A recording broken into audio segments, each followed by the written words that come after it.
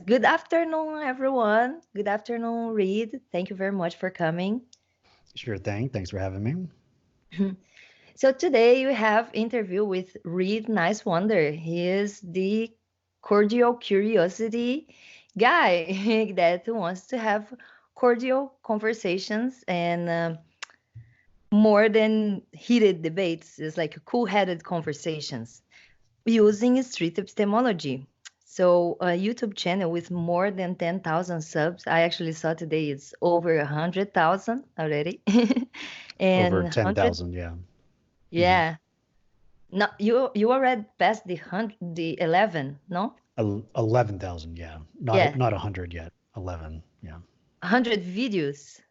Oh, 100 videos. Did I Yeah. cross that? Okay, cool. Yeah, you have crossed it. hmm And what I would like to ask you is like, how did everything start? How did everything start? How far back should I go?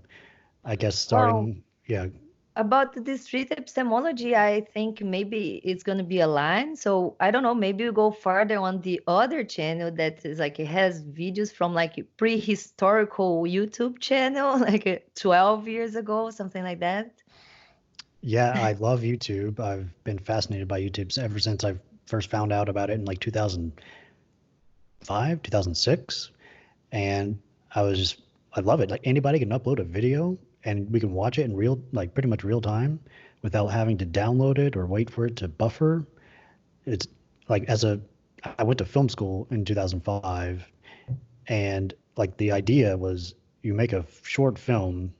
That was the plan. Then you get it into festivals, and then you hope someone will watch it and then buy a script of yours to make a feature. That was the distribution plan for content. But in 2005, 2006, YouTube happened and anyone can upload a video and the whole world could watch it that day. So that was amazing.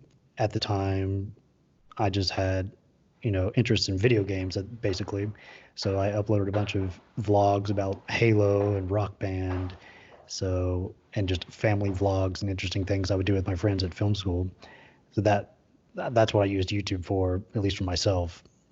And later on, after finishing college, I moved here to LA and joined, got into the skeptic community. And I wanted to use YouTube in some way to help spread the values of critical thinking and skepticism. And there was just so much going on. Like, you're a fan of Atheism is Unstoppable. He's super charismatic. That's not me at all.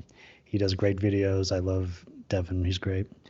And all these different YouTubers were there. They were making great content, but that was just not my style, at least. Like, I probably could do something like that. I wanted to do something, but I'm like not the most charismatic person.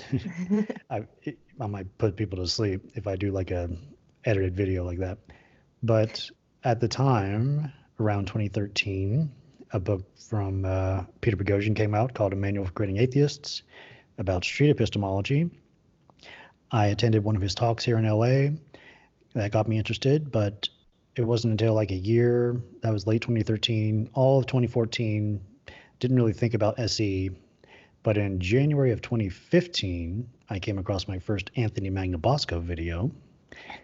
That was fascinating for me because that was just super casual and chill, but also practiced the values of skepticism and critical thinking in an interesting way. And it was on YouTube. So I'm like, wait a minute, this could be something I could do. But at the time, I was still very shy and still very not that charismatic, or, people accuse me of being a robot, which I guess I still am with like the monotone voice and everything. I'll try to speak more energetically and faster. So I've been working on it, you know. But then around 2016, summer 2016, after practicing street epistemology online at a video chat called Blab at the time, did that for a year or so with a bunch of friends. If you've heard of Pine Creek Doug, that's where I met him and a bunch of other SE people. And I started going out here in public to Los Angeles, but with a table and a few microphones and cameras, GoPros, and recorded a bunch of conversations. Put those crappy conversations on Facebook to get feedback from the SE community. And after a few months of that, uploaded my first public video, and it's been 3.5 years since then. Yeah. That's right. It's really nice. And I love the conversation. I told you I don't like writing much questions, but I end up like with pages written down because of watching your videos and going through like, oh, ideas of approaches and twists and even questions about your approaches, interactions on many videos in like 10 minutes, and you can like watch several times the same video, go back and forth and like explore another thought. It's really hard to do the live thing, and that's why I see so much value. I don't do street epistemology myself, and I love watching the videos. I don't get tired of even watching the same.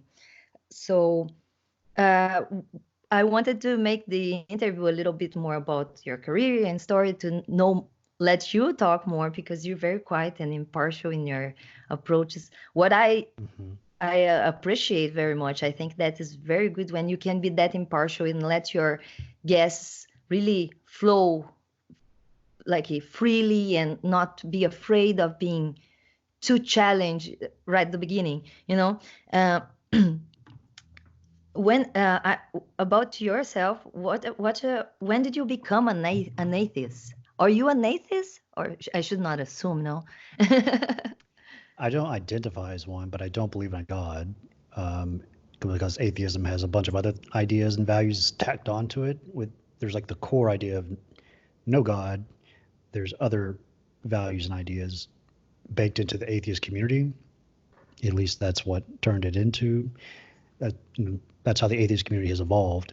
So I don't really care about atheism or theism.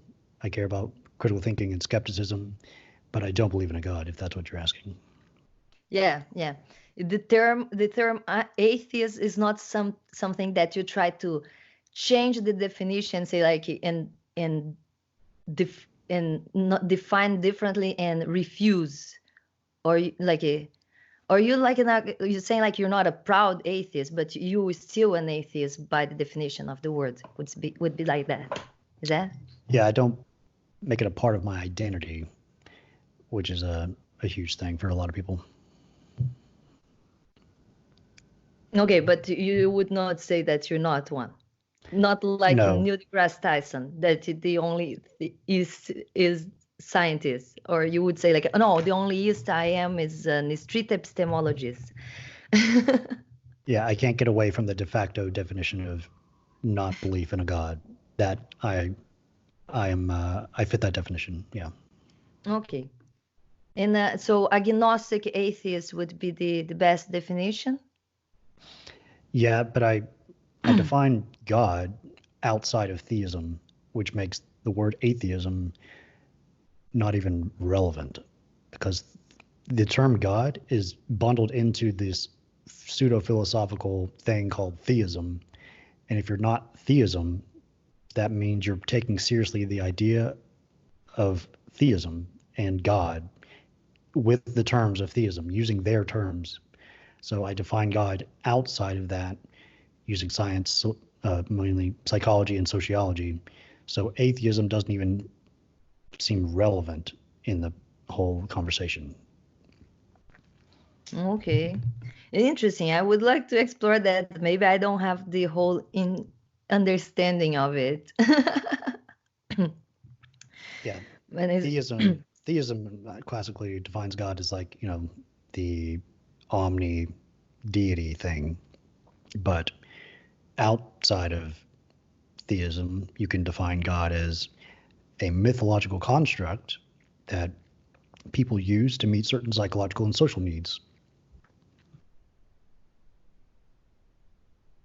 So that's how I define it. okay, interesting. And that is real, if that is God. It's a real idea of something that is not literally true, but people use to meet certain psychological and social needs. it's a myth, but a very, Okay. yeah, Yeah, it makes sense. I like that. I like the definition.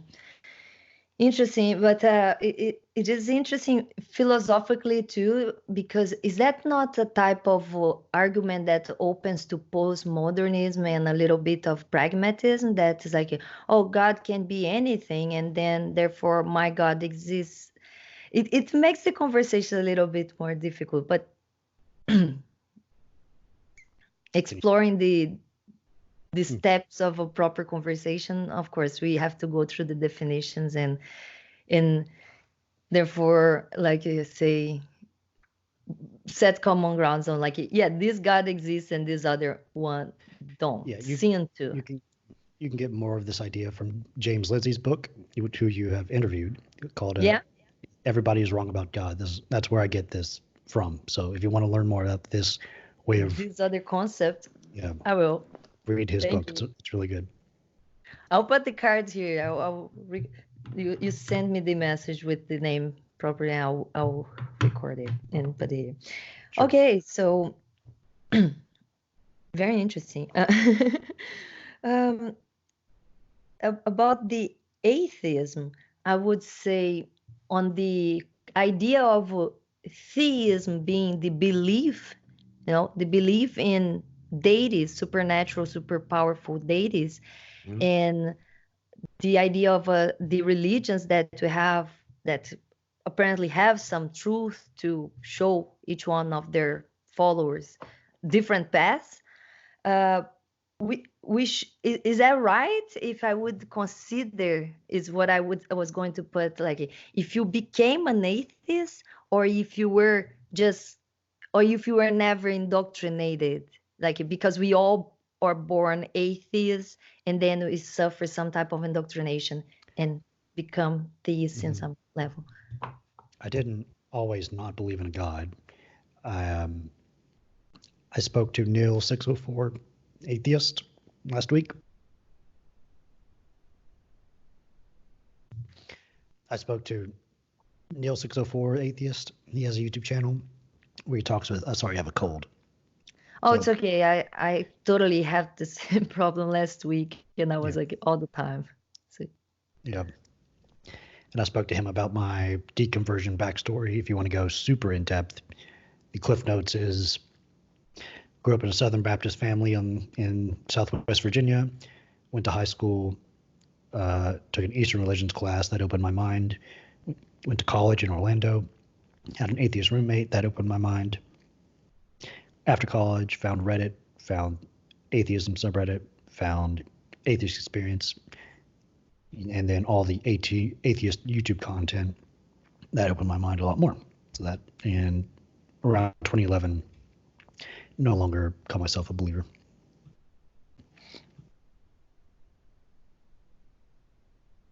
So there you go. was that a hard process or was easy to go through, like a fast process and you accepted yourself really easy on the label coming out of the closet as an atheist? It took about a year or two to be more comfortable with it. And then a few years later, after reading James Lindsay's book, actually not even having atheism as a part of your identity, as something to identify with. Because once you identify with these things, with a lot of things, that becomes part of your identity, and that makes you more susceptible to cognitive biases and other things when people discuss these ideas. So maybe that's why I can so easily discuss these ideas and not get triggered because it's not part of my identity.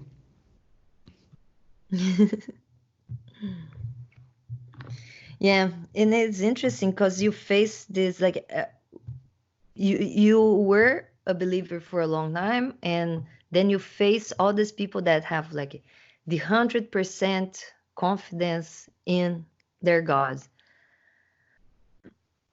Is there like is there a better way to approach this type of confidence? Is like is it right to just confront them to other beliefs and th- that they have the same arguments?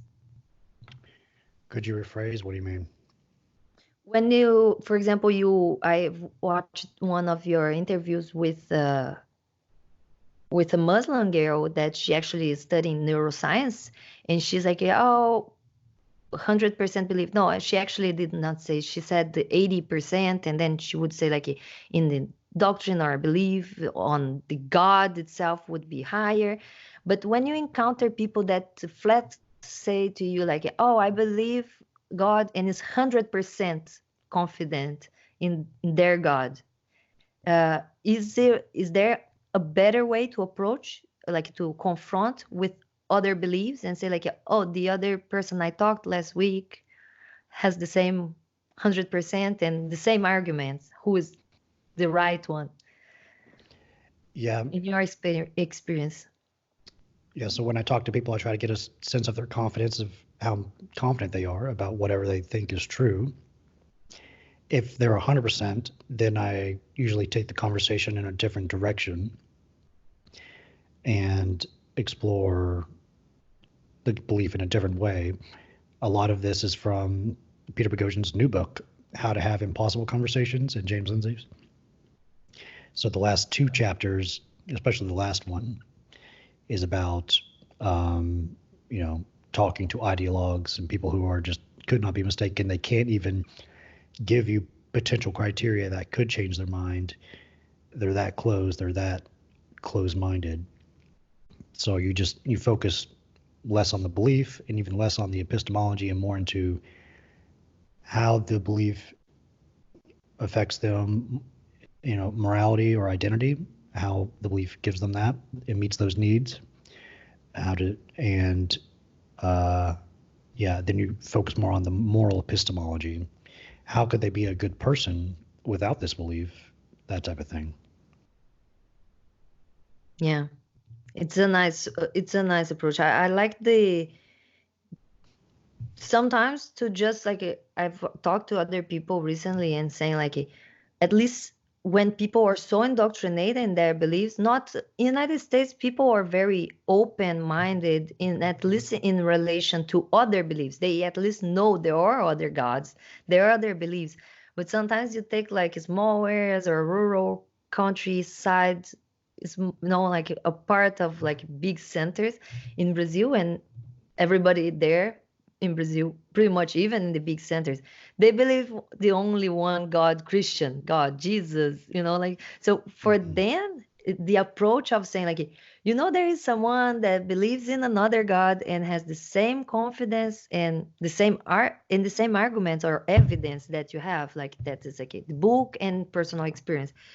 And for those people, it's very blowing mind to even think that there is another God. So Mm. it depends a lot on where you also applying your epistemology, I believe. Yeah, But I even think the it's same in the interesting. rural communities here. And yeah. I think it's interesting because even when you have approached to other people in the United States, like, yeah, I just talked to a Hindu last week and he has the same arguments and the same confidence, and then they come to the idea to a pantheist God or a deistic God. I'm not sure about the definition of like God is only one and people are the ones miscategorizing and calling different names. Some people revert to that argument as well, like, oh, it's all one God. People just have different definitions. But after a few questions, that becomes more problematic to think. Yeah, mainly when you bring back to the morals and say like, how is the same God giving different instructions? If you like Hmm. what I get very confused sometimes or interested to know if is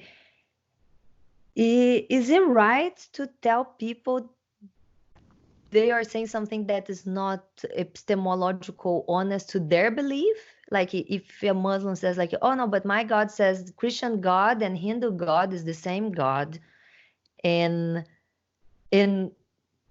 so we all believe, and it's like not really, because we know the like maybe the church she goes, or people that are teaching her or he say that, but that is not really the truth for any religion. On all the monotheistic religions, their gods are very selfish, and it's not, you're not allowed to accept the other gods. The other believers or infidels, and in their books say to death to infidels. And so it's not accurate. Is that right, if you bring this up in the conversation?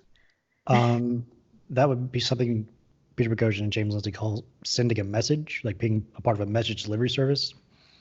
Like that's arguing. We don't want to argue, and that's also speaking of God in terms of theism, and that's not useful. That just perpetuates theism. So we want to have conversations, and the ideal place is to get to disconfirmation criteria. What would you need to find out to understand that this belief is wrong, is false? You want to get to that. That's the key thing, and anything else is a distraction, pretty much. I understand. It's really hard because then it's just, I feel like it need more like the feedback that maybe that even like the post-dated rationalizing to watch your video after, and maybe try to find uh, ways to question people to get into that conclusion without confronting them with those data, but maybe to make them think about that. It's the hard part to do it live, inside, like at the moment that you're interacting with people. So I think it's pretty hard. How do you Mhm. feel about the topics? Like, is there is such a like oh, this is harder, this is easier, or how do you deal with this? There is Yeah. something that triggers you, or you feel like more heated, like. Very little triggers me or gets me upset. Like I have a video on my channel that's unlisted. That's part of a like a live stream I did out on the street when they closed down the streets and there was like a bicycle event where people could go out and ride bicycles in the street. So I talked with someone about like if what was the topic? Something about ICE. Yeah, should ICE be abolished? And that got into talking about children in cages and all of that. And he was very upset and very aggravated. And but I was that like he was mad at me, really mad at me. And if you can watch that video, it's on my playlist somewhere. You can tell I like that's the most extreme it's gotten so far with like years of doing this, I think. And I handled that pretty well. I just kept calm and just asked questions. It went on for like 45 minutes or so. And Wow. so, but in terms of just what's hardest, what's a hard thing to talk about? At this point, anything about superstition or woo is super easy. It's kind of boring at this point for me. And I want to shift more to you've interviewed James Lindsay, Helen Pluckrose, and Peter Boghossian. Yeah. That stuff, what they're talking about, and Gender issues and all yeah, politics, and all of that is what I'm so now you trying to think focus on. those are the hardest ones, like, or the most heated ones? Like, you think people are very open to talk about beliefs, and it's less triggering for most of people to talk about their beliefs than to talk about their political beliefs? Yeah, politics is different. It's a little harder because people can point to actual evidence, but then it's what, like, how do you divvy up this evidence? Is this a cherry pick thing of evidence? What evidence could change your mind? And just going back to values and just the starting principles or just the story people tell themselves around certain issues like capitalism and socialism is something else I'm trying to talk with people about. People have vastly different conceptions of fairness and you know distribution of resources. If it's too wide, like with billionaires having a lot of money and people on the street. It's like there's unfairness in some ways, and people can tell stories about this. It's very complex, and it's been hard with those types of conversations. Yeah, I Yeah. can imagine.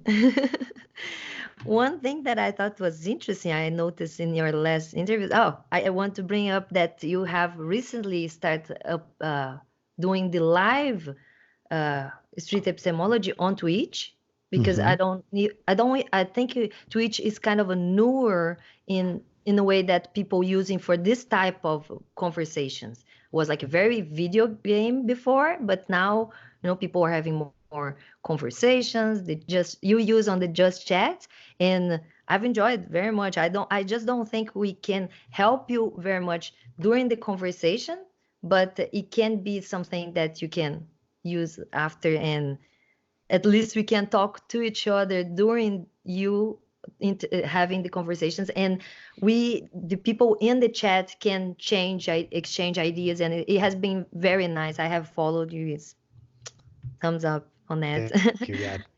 Which is a new thing for me. I just started it maybe this year, a few weeks ago, and I'm going to be trying to go out twice a week now, once to a local campus, UCLA here in Los Angeles, in addition to on Saturdays in Runyon Canyon. So I've got 2 days a week, two like 4-hour live streams, and it's been fun. Yeah. Yes, it's true.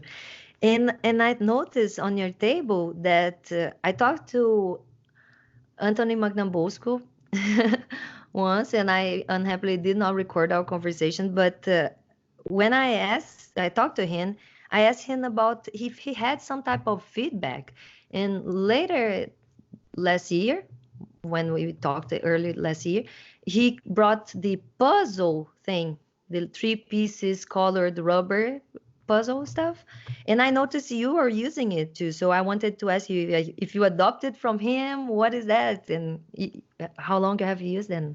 How did you pick it up? Yeah, the whole SE community basically steals anything that's good that anybody does. So Anthony tried this out last year, and it seems to be working really well. People take a little puzzle piece. There's like three little pieces. And if you have a conversation with Anthony, he offers one piece as a gift. And he says, okay, so I like to have multiple conversations with people over the semester.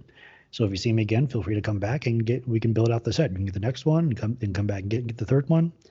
And it worked really well for him. Like a bunch of people were like, I guess OCD, and I have a little puzzle piece and they want to go and get the rest of it. So it's an incentive. It's a good thing. It's a positive thing. And I'm excited to see how it works out in my case. That's really nice. So you just buy it online? Is that like just a puzzle piece that you can find online, and everybody that does this street epistemology can use as like a little comeback trick thing? Yep. It's this like mom and pop shop stress ball company. They make a bunch of different stress ball, products, and one is a little puzzle piece. It turns into like a gear, so it's like a puzzle piece of like ideas. How do they fit into your mind? It's like get the gears going. It's a good little metaphor thing. It is really nice. Now you guys gonna have to find a way to personalize it.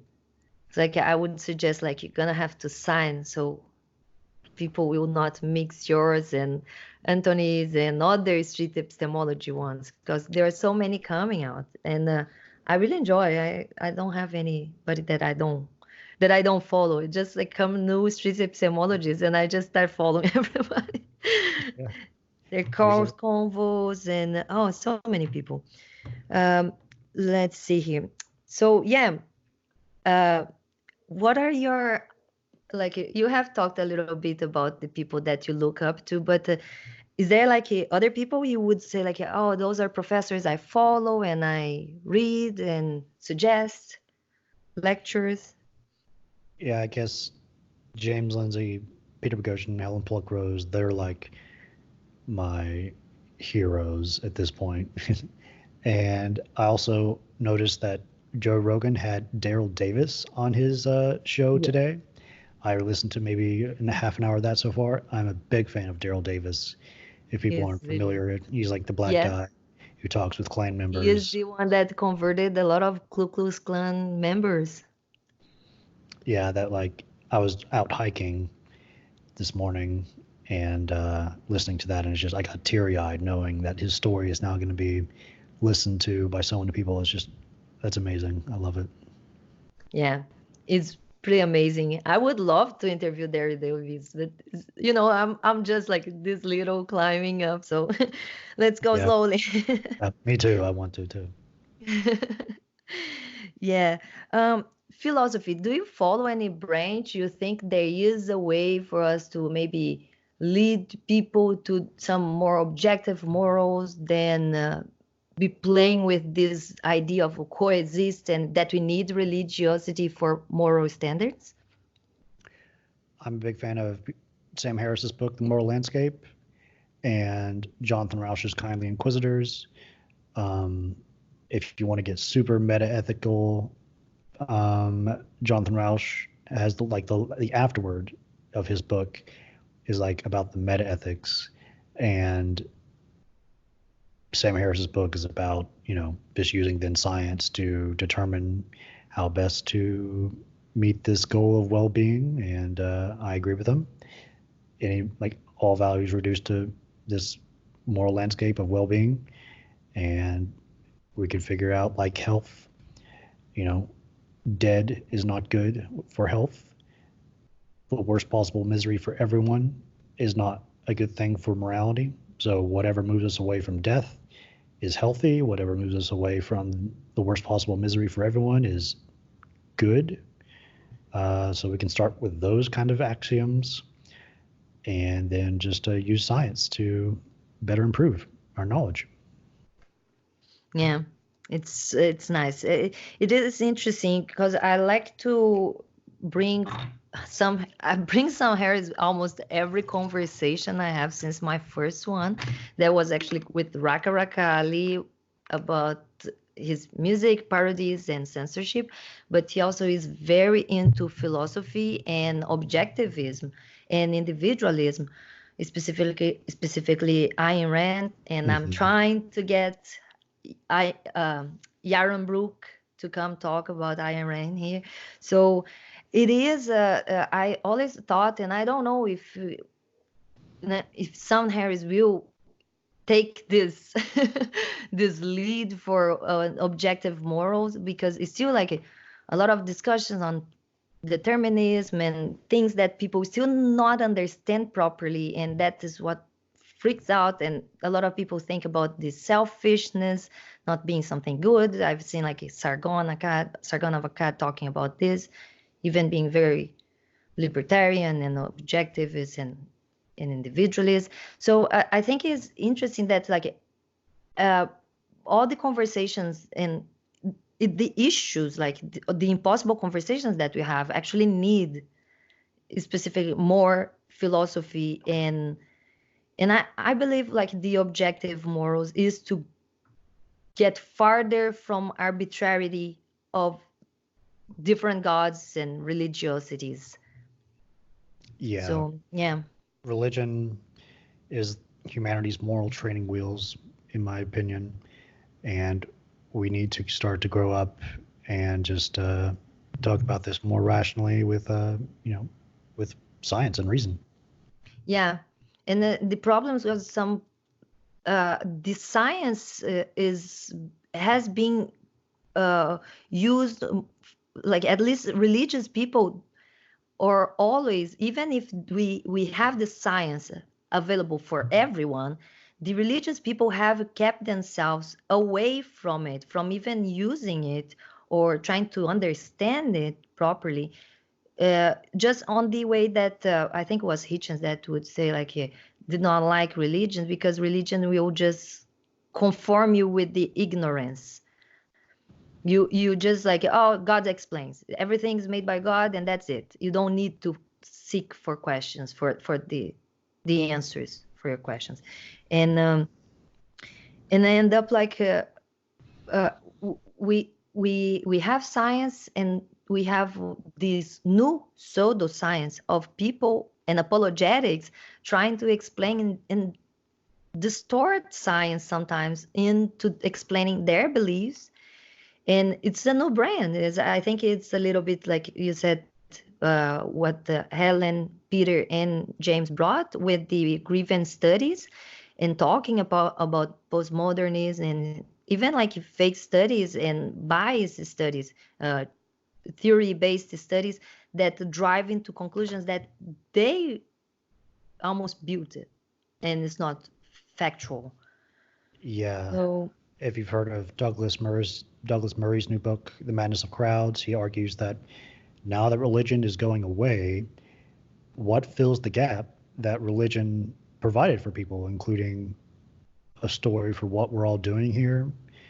What is this place? What, how do we figure out what's good? And a lot of people are using politics now to fill this gap, this meaning crisis, and it's not good. And we need to be able to have, you know, good ways to be able to meet these needs. that's right. So I noticed that, like I mentioned, you always very impartial and quiet in your interactions, but in the end, you normally open yourself like and let them ask you, like you even ask like, would you like to ask me something? And most of the times, people actually are curious about what is your opinion about the subject that they brought. Uh, what is your experience on breaking that impartiality in the end? Is that good, bad? Yeah, I'd like to leave that open at the end, ideally not at the beginning so it doesn't bias people. Because once you've put yourself in different teams, if I'm like on the opposite end of their confidence, pretty much psychologically on a different team. So that would make the conversation harder. So I like to keep it towards the end. And I do this just because I want to be, not someone who doesn't always share my views. I want to be able to say what I think and get feedback and be criticized. That's how we learn. That's how we get knowledge. That's really nice. Yeah, I was going to ask you if you like if you're breaking that impartiality and showing them your opinion, almost like it triggers them to come back sometimes because now they want to convince you the other way sometimes when they find out that your opinion was completely different from everything they presented.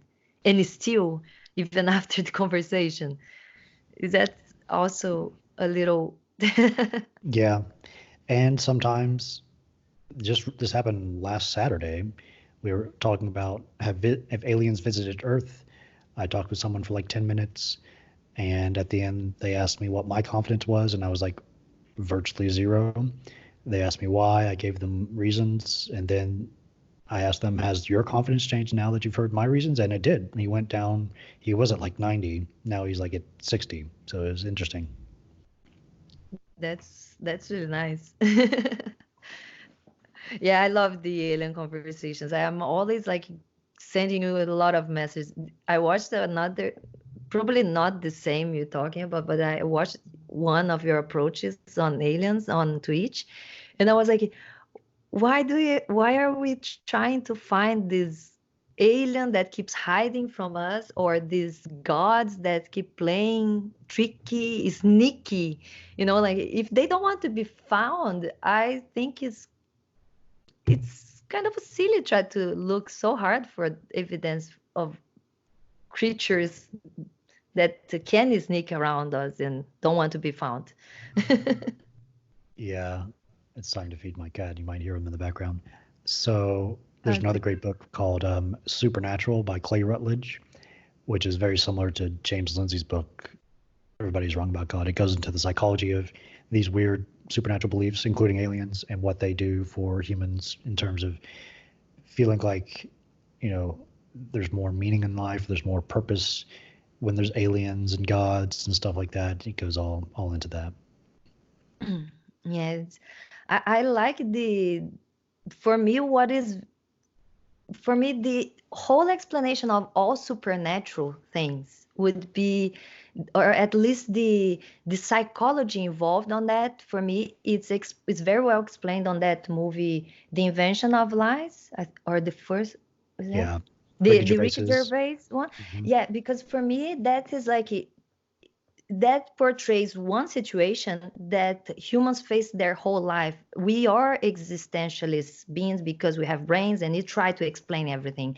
And the everything that we cannot explain, we still jump into conclusions that make us comfortable. So it Mhm. is kind of a natural that we are we feel like almost impelled to believe something.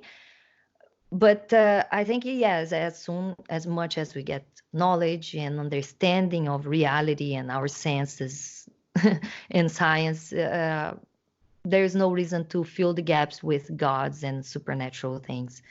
Yeah, default human psychology is we prefer a wrong explanation versus no explanation. You know. Yeah, that's true.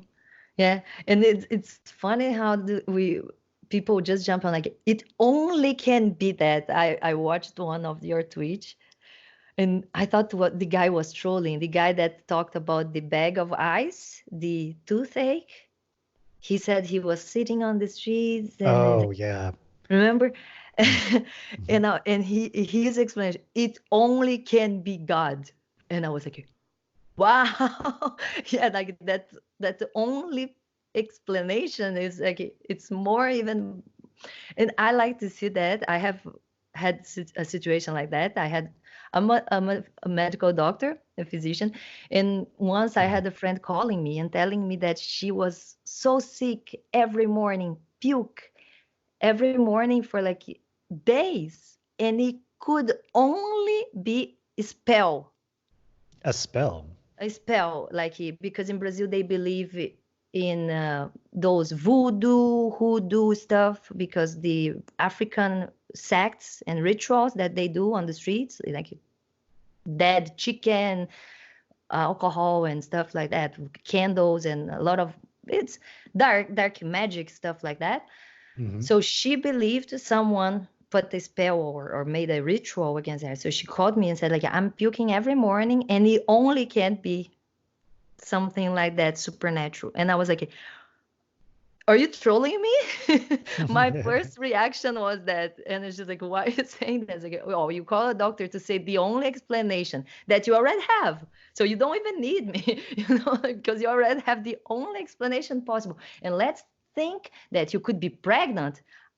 Thinking of reality and probabilities, I think there is like that already before you being under a spell, and I think it's always interesting. I have a few friends that believe in and is in multiple and different supernatural things. And one of them is like a hard believer of aliens and um, and a lot of conspiracy theories. And he's always like that. He's like, oh, you only can be that. And it's like, let's think about the other possibilities that are more probable according to reality. And then after we end up all those possibilities, we exclude all of them, rule all them out, we can start thinking about the supernatural. And I talked to him like, and he actually tells me like, no, no, the obscure things are just so much better explanation. And I was like, okay, so I can't do anything toward that psychological thing.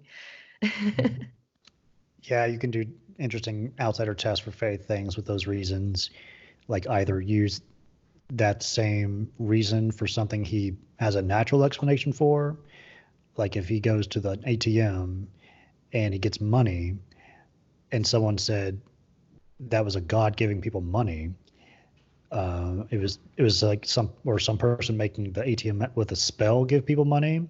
Is that a good reason to believe the ATM is doing that, or other OTF ways? That's a fun way to do it.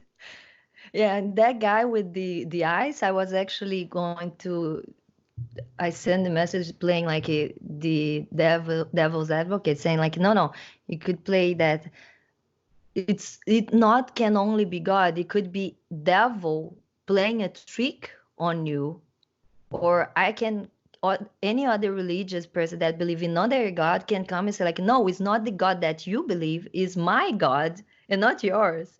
And when they make that assumption, like, how are you going to debate that? Are you going to just okay, now I believe in your God because you said so.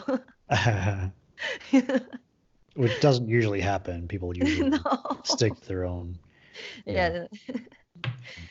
But yeah, so the topics that or the impossible conversations are always beliefs that really change, the way people live their lives. And I think that's interesting because we normally talk about the religions and big gods and big superstitions like karma, for example. But there are other silly little ones that still make people do something. And I always point out, I have a friend, and he told me he believes in Brazil. We have a lot of superstitions and urban legends and myths and little things. So there is the one that if you leave your shoes flipped, if you don't put them organized, your mom's gonna die. And I have this Oh. friend, he is already 40, and he still freak out if there is any shoe upside down or turned or flipped in the wrong way.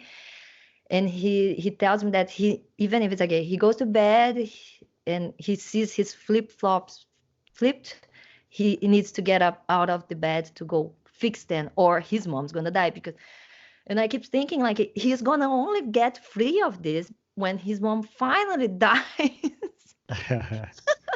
Maybe But even after that, maybe someone else would I die. don't, Yeah. or he It's dies hard. Yeah. before, but it's terrible. And it's like it's one of the things. Have you encountered any silly thing that you kind of like have to hold yourself from, like maybe laughing at the person when they tell you like their beliefs or something, like, I'm sure I or have. or being scared of like, oh no, you really believe that terrible thing? Um, Man, I'd have to think. Um, I went to the Women's March last week, 2 weeks ago, and I spoke with the inventor of the Pussy Hat. I forgot her name, but that was the first interview of the day, and that was fun. And she talks about just patriarchy, stuff like that. That stuff is also fun and interesting. And I didn't get into it too deeply, but all the different radical feminist ideas and jargon is really fascinating to me. Like the hardcore feminists. Yeah. Yeah, I actually this morning I was trolled for a few minutes before I found out that was a bot, a troll, a professional troll, Oh. by the, oh my gosh, what is her name? Now I'm not gonna remember, but I think she calls herself a fourth wave feminist, and I Mm. found like this book that she wrote that is actually a guy that actually made Woke. this character. And Titiana McGrath. yes, I Yeah. was And trying to remember because I just encountered them this morning, and I first found her. I found her first, and then and I was like, what? This can't be real. This is totally a grievance study book. And I wrote that in the comments just like before finding out that was for real what I imagined. It's like it only can be that. And it's like, oh yeah, it is that. So I was like so happy, and I was like, oh, so now I need to read his book and try to interview him or her. I don't know. No, I probably don't want to interview her, but it was really funny when I saw all the theories of penis. And which one was the one that triggered me to go dig more on the character was the babies raping the moms in the wombs because they did not ask for consent. And I oh, was like, this can't be serious. I actually retweeted because I thought it was serious for a few minutes, and I did not delete the tweet because I thought it was golden. yeah. Andrew Doyle, who runs that account, is awesome. I love Andrew Doyle. He was at the Speaking Truth to Social Justice conference with Helen Pluckrose, James Lindsay, Peter Boghossian Yeah. back in November, December last year. And he has his talk from that conference is online now, and it's really great. I recommend it.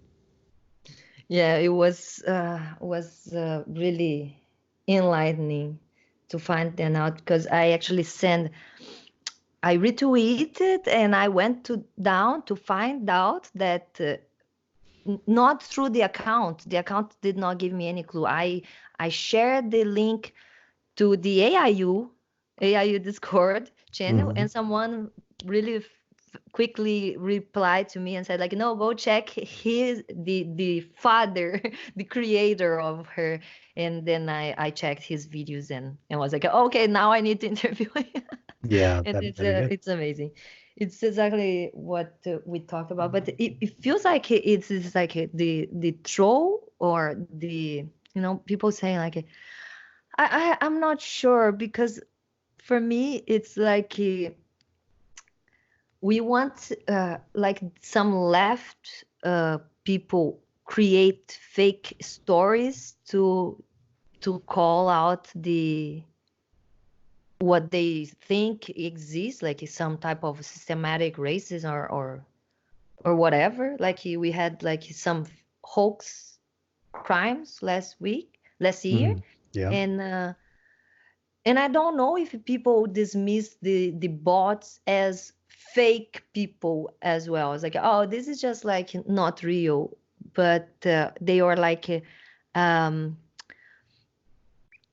more like a catalog of the extremes that you can find on the group. Okay. Yeah, I love his account is great satire, and Peter Boghossian, James Lindsay Hopblockers also did great satire, part of their thing with the grievance studies hoax. Yeah. And we have to use like satire when people won't have conversations. If you're gonna have these things implemented in institutions like education and media and corporate, culture, and we can't talk about these things, then the last resort is just to laugh at it and make satirize it if you're not going to talk to anyone about it. I wonder how many people actually take it seriously. Like I did get triggered and trolled that for a few minutes, but I dug to find out that I was not a real character. But how many people actually think she is serious and actually like her things because they believe those things are right? Like it's a question to give him as I guess.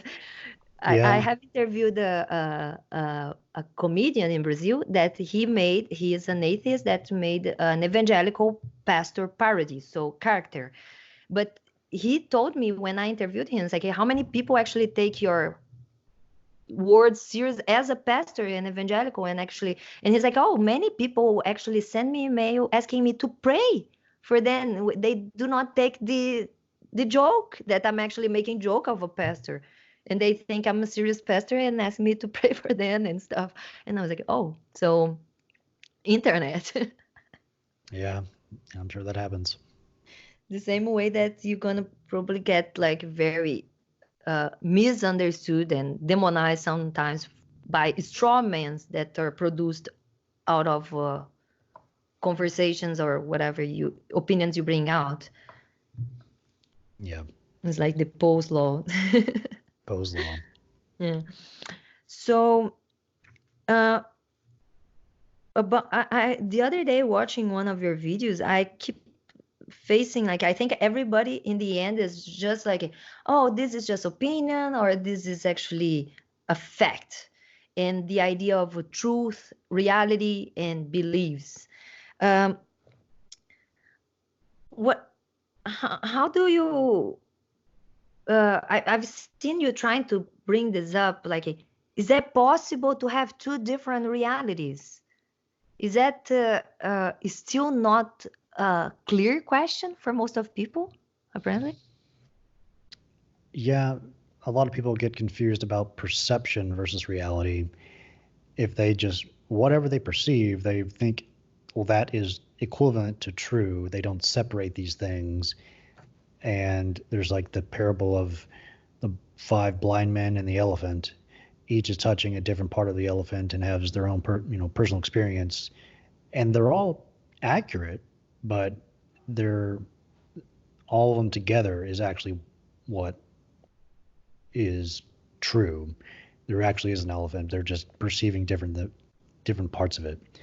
And in order to get to knowledge, to truth, we need to talk to each other and test our ideas and see if they come together and fit together like a puzzle piece. There's this idea of consilience in science. There is one truth, one reality, and if something contradicts in our theories, reality is the thing that is the last authority. We test our theories against this thing called reality, and if our theory fails, it's wrong. That's the thing.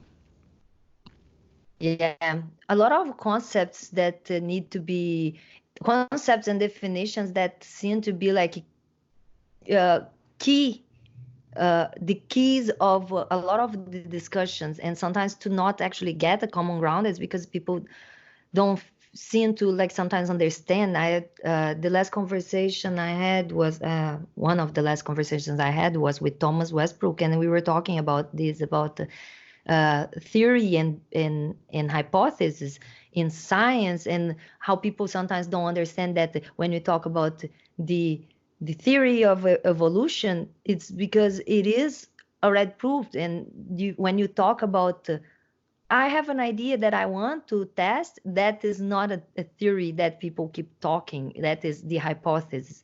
And other concepts as well, like if even like the theism, one of the concepts that I always that we have talked about, but it is misunderstood in all this discussion, is the atheism and agnosticism, or more the theism and gnosticism of like knowledge and belief. And a lot of people, I think, maybe step even back to that to say like, yeah, this is reality, and the perception is not the same as the perception can be different, but it doesn't change the reality. Your perception of reality will not change the reality itself. So the same way that you mentioned, like the patterns we produce in science is always to try to disprove and not to prove the thing that we already assume as truth. Not different from religion, that starts with an assumption, with a statement, and then they want to walk back and try to prove it. And look at all this, it's so amazing, it only can be created by God or whatever. So Yeah. it walks in the different ways, and it's the same way as the theory-based studies and religious methods. It's all kind of work in the same methods and mechanisms, no?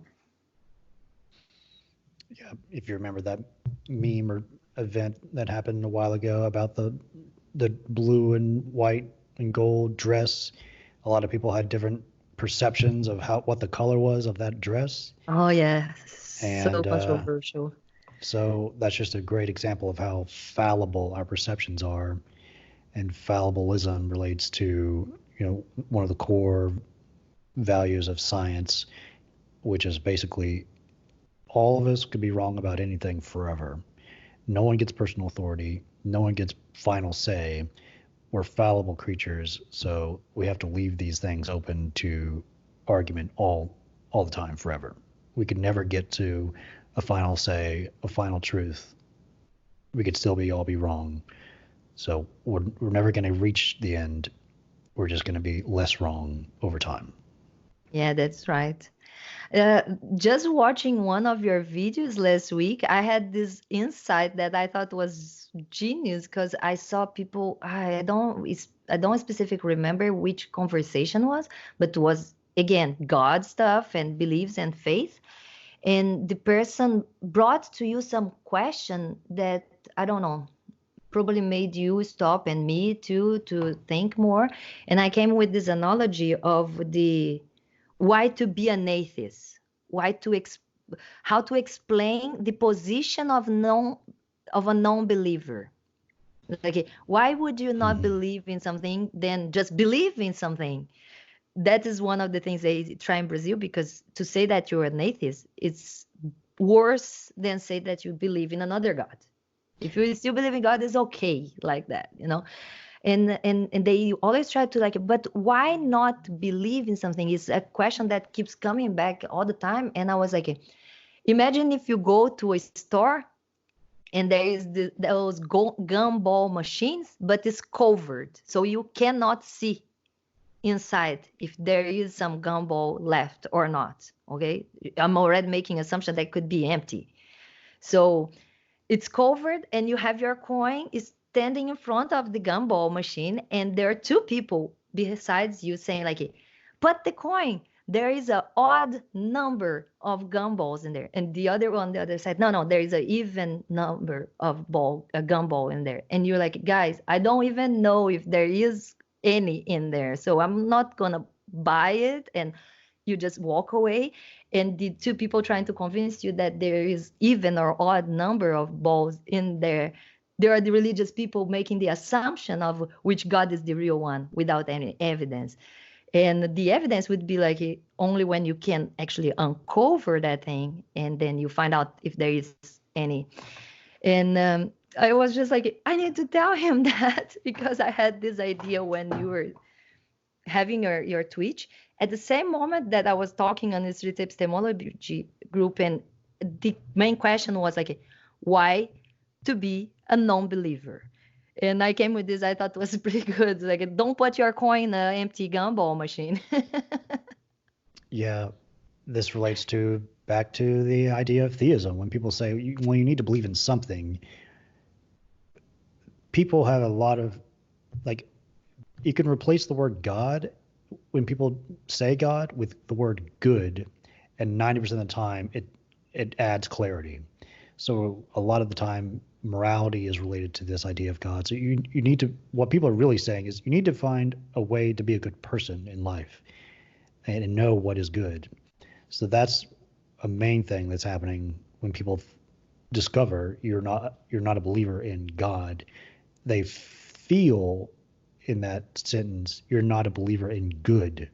Like you're. That's why atheists are, unlike surveys of people who to trust in society, they're less than rapists. Like they're worse than rapists Yeah.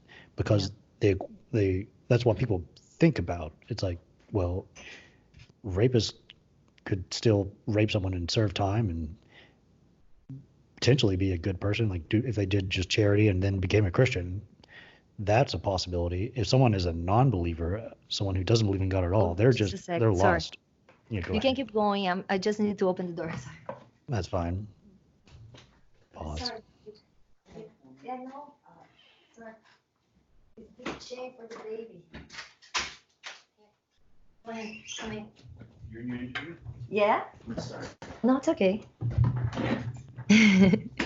Okay, let's do.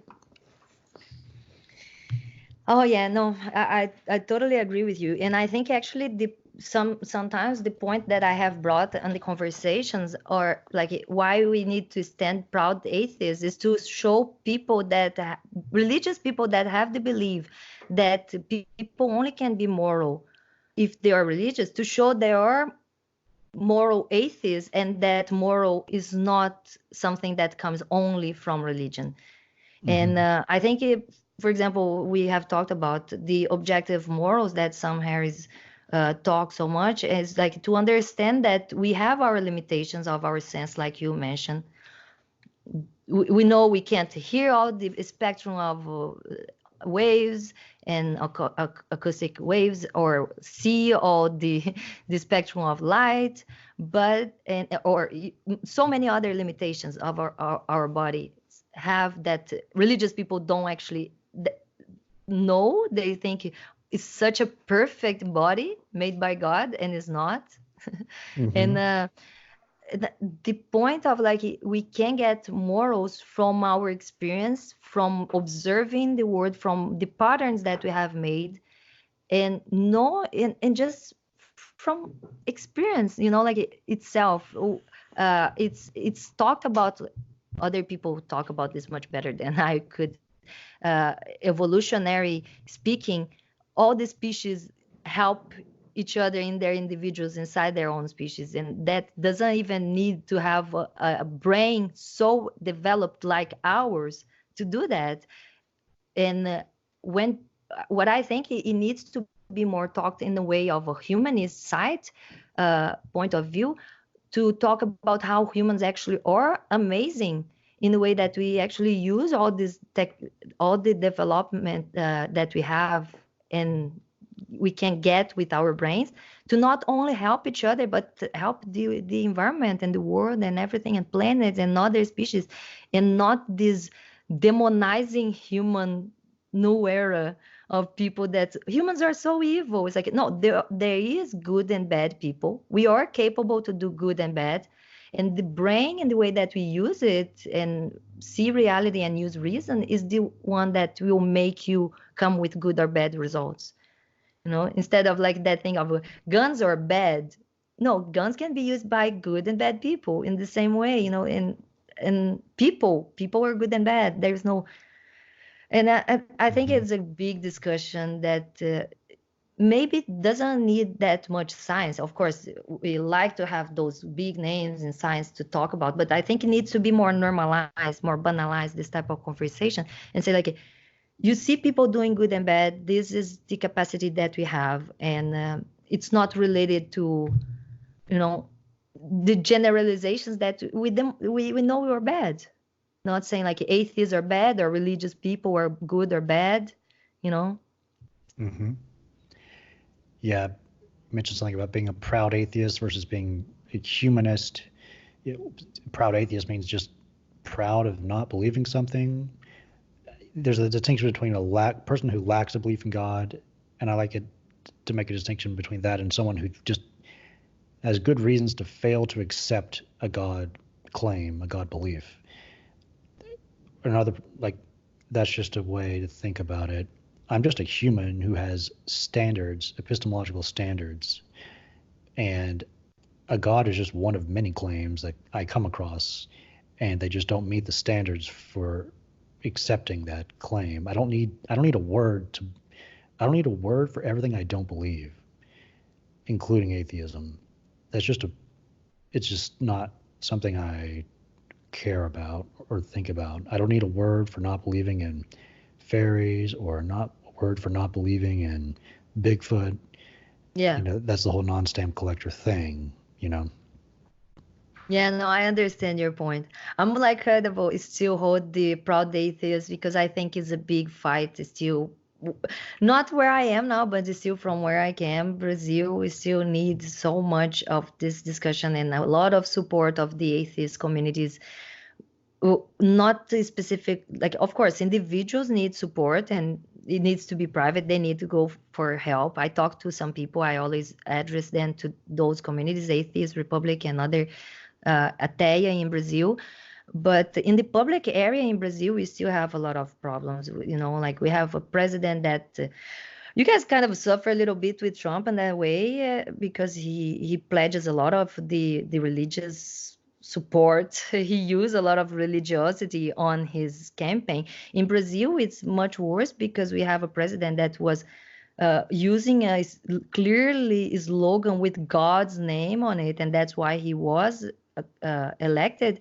And after election, he actually made a bunch of videos on his social media saying that the atheists or anybody that doesn't believe on his God could get out of the country because it was a God's country, and this and that, and all using Hmm. religious when we have a constitution that is very secular, that specifically says in the 19th article to like to not involve politics and religion for the sake of the minorities. So Hmm. it, I think it's like we mentioned, like different scenarios in different places, and throughout the world, I think it still needs a lot of need for more secularity because we know that you Hmm. guys in the United States don't suffer more than Trump talking about the evangelicals or Christians talking about Jesus, but we have so many places in the world still that suffer from so many types of oppression coming from religiosities and from theocratic governments. Yeah, I agree. We need a lot of secular activism worldwide, yet that is not exclusive to atheists. A lot of religious people value secularism because there's lots of religions in different Yeah. countries. That's just the value of having religion be neutral in terms of government. And there's that distinction between an atheist community and just a community of atheists. We'll forever need community of atheists, of just humans. Humans require community. That's a huge part of their psychology.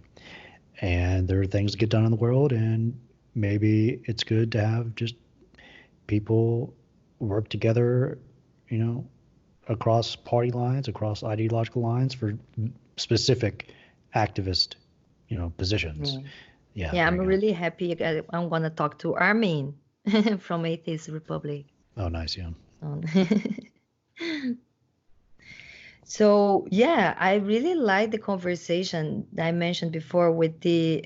Oh, I have written here that this was the science inside Quran was the topic of the one of your conversations you released, Yeah. and she brings a few examples of tries to bring a few examples drawn her on her knowledge to believe that there are scientific knowledge in the Bible, in the book, in the Holy Book, and uh, is there like a way of asking people how many examples you need to prove or disprove, or that is a weak way of trying to debate or to do street epistemology?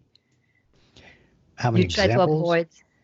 Yeah, I saw that you what you did it was like when she tried to bring. I have like three examples. Which one you want to know? And you like I don't know, brilliantly pull it back out of the Yeah. going into the knowledge. Yeah, like I could have gone down, a rabbit hole, Yeah. like talking about a specific thing, but this is really just a rationalization for her God belief. That's the core proposition with all of this. So, I could go down one of those things and just peel back from there, but ideally we want to just get back as far as we can and talk about the core claim. Have you done any training for like a philosophy school or anything like that to train like Socratic method or something like that? Or just the books? Mhm. You're just like a Peter Just the Boghossian. books, Yeah, just, actually you yeah, mentioned it. I'm gonna show here because we have done the there it is. the Yeah. manual for creating atheists and the how to have Yep. impossible conversations. Hmm. Really, really nice books and really fun. Yep. Those two are huge influence, as well as The Righteous Mind by Jonathan Haidt and Everybody's Wrong About God by James Lindsay. And what else? Uh, The Elephant in the Brain by Kevin Simler and Robin Hanson, another great one. More That's right. around psychology.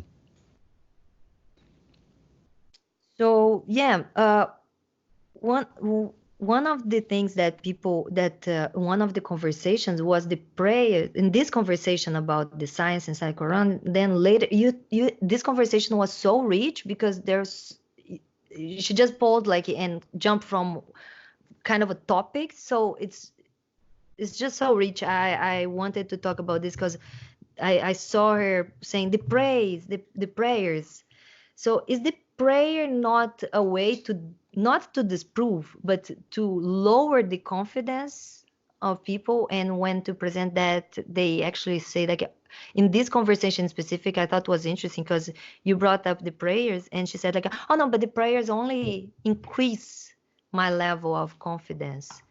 Mm. Uh, it, is I don't know. Maybe you're gonna say that that would be debatable. Like I would be trying to debate here, but is that right to say like? But when you pray and you do not get what you want, Yeah, If prayers are they try to make, just to highlight that they maybe not remember those situations and they are being doing confirmation bias. Is that okay? yeah, if you really I want to just scientifically test prayer, you would make prayers that try to make accurate predictions with a deadline. I would like a new bicycle love by next Friday at 2 p.m. So if you pray for that and don't get it, then that should mean either you're mistaken about how prayer works, or that should decrease your confidence in this thing called prayer and the mechanism behind it, God. So, but people don't do that. Prayer is just another way to feel more control in life. And it's just a meme that's evolved. I'm sure it's had, you know, adaptive advantages for people to do it. It's a good way to remind yourself about what you value and what you want to do and your goals. If you pray right before bed, then you might dream about how to solve problems and then wake up with like ways to solve problems easier. So they're natural explanations for why the prayer evolved in human communities and stuff. Yeah. Yeah, it's just funny how we only count when it works and not when it doesn't. Yeah. Yeah. In the psychological confirmation bias as well. I used to believe in the like that you can sometimes get ideas or future predictions from dreams. And I had a few examples of like, oh, I dream about this and then happen, and then later, like working on the being more rational, I was like, yeah, that makes no sense. I never actually counted any time I did not score it right. I totally Mhm. ignored all this other time. So I guess it's not a power. But I Yeah. think it's funny because sometimes I feel like, do we need to give just that little push to, like the parallel story, or to try to show that maybe they have not really thought about this. Like sometimes I think like that. I think, have you thought about all the other times that the prayers did not work? If that is okay to say. So I don't know. I think I will gonna have to start my street epistemology and try. Yeah, like how can we know if a fail if what does a failed prayer look like? That's a good question to ask. Yeah. I'm fascinated with the signs horoscope stuff because I'm from Yeah. January. I just turned 35 on 2 weekends ago, and my other friends that have birthday around the month and that are strong Capricornians, they are all sharing their horoscope, talking about how the Capricornians like to be recognized by their hard work and don't like to be confronted by loved ones. And I was like, wow, I think that works to everyone, or it works for every single horoscope sign. But for some reason someone takes that thing and puts on their first page, like proud of it. It's like, this is my horoscope, it represents and identifies only my 30 days of birth. I don't know. It's funny. I'm love it. I Yeah. love it. Astrology is such low-hanging fruit if people just take 5 minutes to think about it. It's so sad that it's still a prevalent thing in society. Oh, they love it in Brazil. I It's and know. they get really mad if you try to debate that. Then they come with the other. There are other things that influence. They say that actually not just the horoscope, and then they come like 10 day cycle and decanat and the other planets position. Right now it changes Moon. everything in gravity. I don't know. Oh it's yeah. it's amazing. So yeah, I just love it, and how people can help, watch, follow you, you know. Sure.